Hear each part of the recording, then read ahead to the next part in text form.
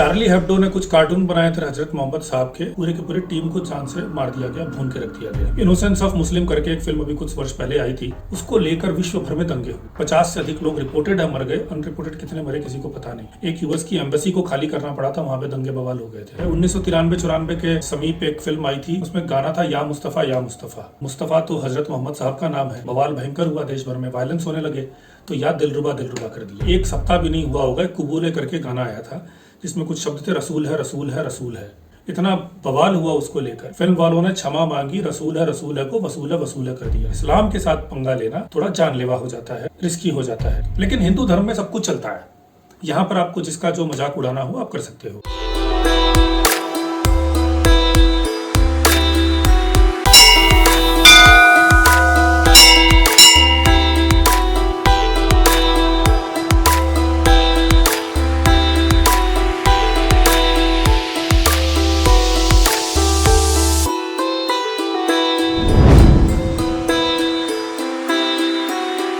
नमस्ते, जय श्री राम।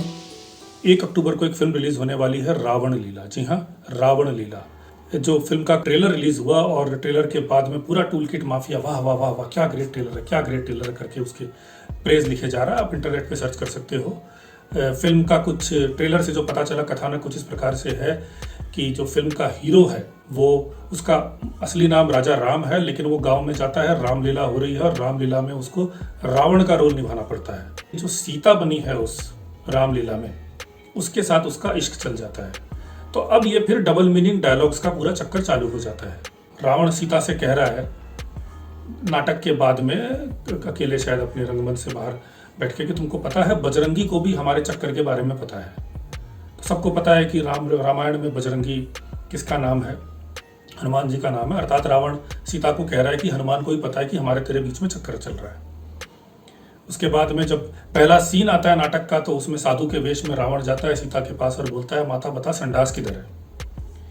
कुटिल मुस्कान वाले किसी पॉलिटिशियन की एंट्री होती है, उसके साथ में जय श्री राम के नारे लगाते हुए लोग हैं, क्योंकि जय Shri Ram tool kit mafia के अनुसार वार कराई है, धार्मिक नारा तो है ही नहीं, तो वो मसाला भी है। और बाद में फिर राम और रावण आपस में बैठते हैं, कहीं बैठकर मेकअप वेकअप करवा रहे हैं और आपस में बात करते हैं, जिसमें रावण राम को कहता है कि तुमने हमारी बहन का अपमान किया, इसलिए हमने तुम्हारी धर्मपत्नी का अपमान किया, किंतु फिर भी हमने उसकी नाक नहीं काटी। तब भी लंका हमारी जली, परीक्षा हमें देना पड़ा, विलेन हम बने और पूजा तुम्हारी होती है। तो राम कहता है वो इसलिए क्योंकि हम भगवान हैं। अर्थात एक प्रकार से ये बताया गया है कि वास्तव में तो राम भगवान के योग्य है नहीं, रावण भगवान के योग्य है। मजे की बात यह है कि अभी से 1 सप्ताह भी नहीं हुआ होगा, कुबूले करके गाना आया था जिसमें कुछ शब्द थे रसूल है रसूल है रसूल है। उसको लेकर इतनी आपत्ति हुई, जबकि वो पॉजिटिव सेंस में बताया गया था। वो लड़की रसूल को धन्यवाद दे रही है कि तू है इसलिए मुझे मेरा पति या आशिक जो भी है मिल गया। इतना बवाल हुआ उसको लेकर, फिल्म वालों ने क्षमा मांगी, रसूल है को वसूल है कर दिया। अभी 1 सप्ताह नहीं हुआ इस बात को, लेकिन हिंदू धर्म में सब कुछ चलता है। यहाँ पर आपको जिसका जो मजाक उड़ाना हो आप कर सकते हो। 1993-94 के समीप एक फिल्म आई थी, आतिश, संजय दत्त की फिल्म थी, अश्लील सी फिल्म थी। फिल्म तो घटिया थी, लेकिन उसमें गाना था या मुस्तफा। तो बाद में फिल्म वालों को पता चला कि मुस्तफा तो हजरत मोहम्मद साहब का नाम है। उन्होंने या मुस्तफा को, क्योंकि बवाल भयंकर हुआ, देश भर में वायलेंस होने लगे, तो याद दिलरुबा कर दिया। इनोसेंस ऑफ मुस्लिम करके एक फिल्म अभी कुछ वर्ष पहले आई थी, उसको लेकर विश्व भर में दंगे। 50 से अधिक लोग रिपोर्टेड है मर गए, अनरिपोर्टेड कितने मरे किसी को पता नहीं। एक यूएस की एम्बेसी को खाली करना पड़ा था, वहां पे दंगे बवाल हो गए थे। इस्लाम के साथ पंगा लेना थोड़ा जानलेवा हो जाता है, रिस्की हो जाता है। चार्ली हेब्डो ने कुछ कार्टून बनाए थे हजरत मोहम्मद साहब के पूरे टीम को जान से मार दिया गया, भून के रख दिया गया। रंगीला रसूल एक पुस्तक लिखी गई थी 1929 में। बहुत सभ्य पुस्तक है, साहित्यिक दृष्टि से मुझे कहो तो बहुत ही बढ़िया पुस्तक है। ज्ञानपीठ अवार्ड मिलना चाहिए, ऐसी उत्तम साहित्यिक पुस्तक है। और उसमें कहीं रसूल की या नबी करीम का कहीं अपमान नहीं है, प्रेज ही है। उनके हदीसों के अनुसार उसकी जीवनी लिखी गई है। तो पुस्तक का नाम भी ऐसे ही है, रंगीला रसूल, मोहम्मद साहब की पवित्र जीवनी। लिखने वाले को चाकू मार दिया गया था। चाकू मारने वाला वो था जिसको, जो अनपढ़ था, उसने किताब की पुस्तक भी पढ़ी नहीं थी। अच्छा, ये पुस्तक भी इसलिए लिखी गई थी क्योंकि उस समय में कुछ तालिबानी माइंडसेट के लोग, कुछ जिहादी, इस प्रकार की पुस्तकें निकाल रहे थे। सीता के चरित्र हनन करते हुए, या कृष्ण तेरी गीता जलानी पड़ेगी। तो इन पुस्तकों के प्रत्युत्तर के रूप में ये पुस्तक लिखी गई थी। कमलेश तिवारी ने हजरत मोहम्मद साहब को लैंगिक बोला। तो वैसे तो कोई बुरी बात लगनी नहीं चाहिए, क्योंकि किसी का कोई लिंग हो, कोई सेक्सुअल ओरिएंटेशन हो, कोई जाति हो, कोई रेस हो, इन चीज़ों से क्या फ़र्क पड़ता है। किंतु इस बात पर इतना बवाल मचा, पूरे देश भर में सरतन सुदा के रैलियां निकली, लाखों लाखों की भीड़ इकट्ठी हुई, फतवे निकले जुम्मा के नमाज के बाद में इसको मार दिया जाए, और कुछ पूरी मीडिया चुप, पूरा उर्दू वुड चुप। 2 वर्ष, मेरे ख्याल में 2 या 2-2.5 वर्ष के भीतर में उसकी हत्या कर दी गई। उर्दू वुड पूरी तरह से खामोश इस विषय को लेकर। डासना शक्तिपीठ के एक महंत ने कुछ हजरत मोहम्मद साहब के ऊपर कुछ बात कह दी। कोविड प्रोटोकॉल को तोड़ते हुए देश भर में सरतन से जुदा के रैलीज निकले, बवाल हुए, 3 बार जानलेवा हमले हो चुके हैं डासना मंदिर के भीतर में। सब चुप। कहने का अर्थ है कि इस्लाम के विषय में कोई कुछ बोले तो वो खतरे से खाली नहीं है, इसलिए उर्दू वुड कभी नहीं बोलता। दूसरी बात है, संभवतः वहां से पैसे की कुछ सोर्सेज बने हुए हैं, इसीलिए कभी भी उर्दू वुड ने इस्लाम के विरुद्ध तो नहीं बोला, लेकिन हिंदुओं को टारगेट करता रहा है।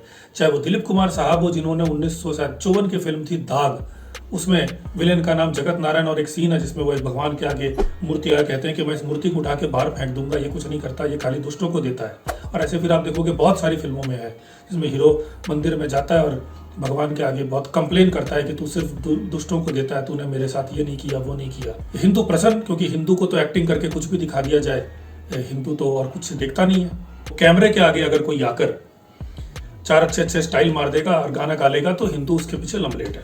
उसने सारी जिंदगी हिंदुओं को गाली दी हो, मजाक उड़ाया हो, तब भी हिंदू बोलेगा कि, क्योंकि बेनिफिट ऑफ डाउट देना हिंदू की फितरत में है। इसने उस लोगों को तक के तो दरगाह और कब्र में जाते जिन्होंने मोहम्मद गोरी का साथ दिया, जो महमूद गजनी का भांजा था, जिसने पता नहीं कितने बलात्कार किए, खून खराबा किए। लगभग 1 वर्ष हुआ होगा, एक सर्फ एक्सेल का ऐड आया था, दाग अच्छे होते हैं, हिंदू लड़की मुसलमान लड़का, उसके नमाज में उसके ऊपर रंग नहीं पड़ना चाहिए, लव जिहाद के लिए सॉफ्ट पुश। तनिष्क का ऐड आया जिसके अंदर में हिंदू लड़की मेड प्रेग्नेंट बाई मुसलमान मैन। लक्ष्मी बॉम्ब बवाल हुआ तो फिल्म का नाम लक्ष्मी कर दिया गया। लक्ष्मी बॉम्ब रिलीज कब करना है? लक्ष्मी पूजा के दिन में। फिल्म क्या है? हिंदू बैशिंग, इस्लाम की ग्लोरिफिकेशन, एडिटिंग बहुत घटिया।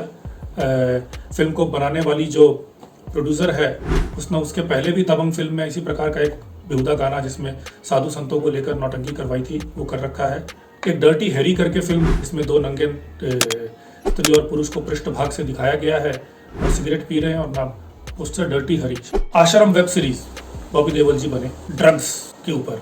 ये आश्रम में देखो किस तरह के सेक्स स्कैंडल्स होते हैं, किस तरह से ड्रग चलता है। जबकि सच ये है कि भारत में आज अगर 2 नंबर 1 नंबर 2 कोई बोले कि ड्रग के सेंटर कौन है, एक निजामुद्दीन के आसपास का एरिया है, दूसरा अजमेर शरीफ के आसपास का एरिया है। किंतु अटैक किस पे करना है? हिंदुओं पे करना है। तांडव के ऊपर में क्या तांडव मचा सबको पता ही है। पॉलिटिकल प्रोपोगेंडा और हिंदुओं का अपमान को मिक्स करके ये बना।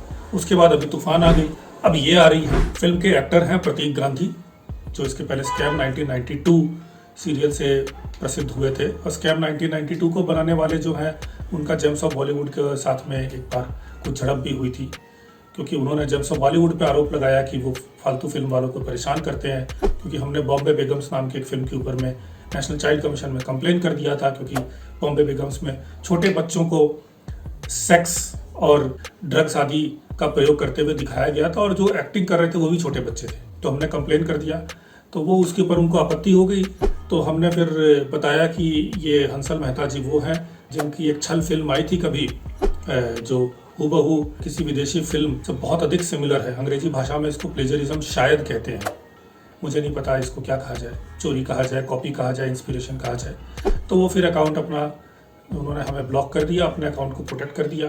तो देखिए, एक बात तो सच है कि इनको आपके पैसे से मतलब नहीं है, क्योंकि अगर पैसे कमाने के लिए फिल्म बना रहे होते तो वो कैरेक्टर्स, वो मेथड, वो स्टोरीज लाइन चुनते जो यहाँ के मेजोरिटी को अच्छा लगे। तो इनको फर्क नहीं पड़ता और शायद वो फंडिंग के सोर्स वो है जिनको हिंदू धर्म का अपमान करने में मज़ा आता हो। ये बात तो सच है कि पहले दाऊद का बहुत पैसा इस इंडस्ट्री में लगा हुआ था।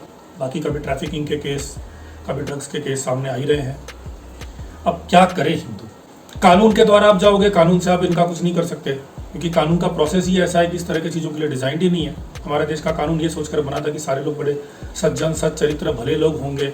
यहाँ पर एट्रॉसिटी केवल माइनॉरिटी पे ही हो सकता है, मेजोरिटी पे तो कोई एट्रॉसिटी कर नहीं सकता, तो केस का कानून तो उस प्रकार से बना हुआ है, इसलिए कुछ होना नहीं है, जो कानून में केस करता है वो फंस जाता है। तो मुझे तो लगता है कि एक ही उपाय है, और वो उपाय ये है कि हज़रत मोहम्मद साहब ने, इस्लाम के प्रवर्तक ने, जो इस्लाम जो कि शांति का मजहब है, तो उसके जो शांति दूत इस्लाम के प्रवर्तक हज़रत मोहम्मद साहब ने ब्लास्फेमी के लिए जैसे यथायोग्य शांतिपूर्ण तरीके से निपटने को कहा, मुझे लगता है कि उस फार्मूले के बिना कोई और सॉल्यूशन कुछ हो नहीं सकता। बाकी वो क्या फार्मूला है ये इस्लाम को जानने वाले अच्छे से बताएंगे, और आप में से जो लोग जानते हैं वो भी इसके ऊपर में शोध करें, और मुझे नहीं लगता कि उसको छोड़कर कुछ और उपाय आज के समय बचा है, क्योंकि ये बीमारी बढ़ती जा रही है, बढ़ती जा रही है, बढ़ती जा रही है। अधिकांश हिंदुओं से मुझे कोई अपेक्षा नहीं है, क्योंकि वो नशे में धुत है, कॉम्प्रोमाइज़ करना उनकी हैबिट पड़ गई है, धर्म, अपने परंपरा, अपनी संस्कृति, अपने महापुरुषों के प्रति कोई प्रेम नहीं है तो प्रेम का दिखावा है। मुझे नहीं पता, लेकिन आप में से जिन लोगों का स्वाभिमान जीवित है, जो अपने आप को राम, कृष्ण, छत्रपति शिवाजी, महाराणा प्रताप जैसों का मानस पुत्र मानते हैं, भक्त मानते हैं, उनको क्या करना चाहिए ये मुझे बताने की आवश्यकता भी नहीं होनी चाहिए। जय हिंद, वंदे मातरम, जय श्री राम, यतस धर्मो ततो जय।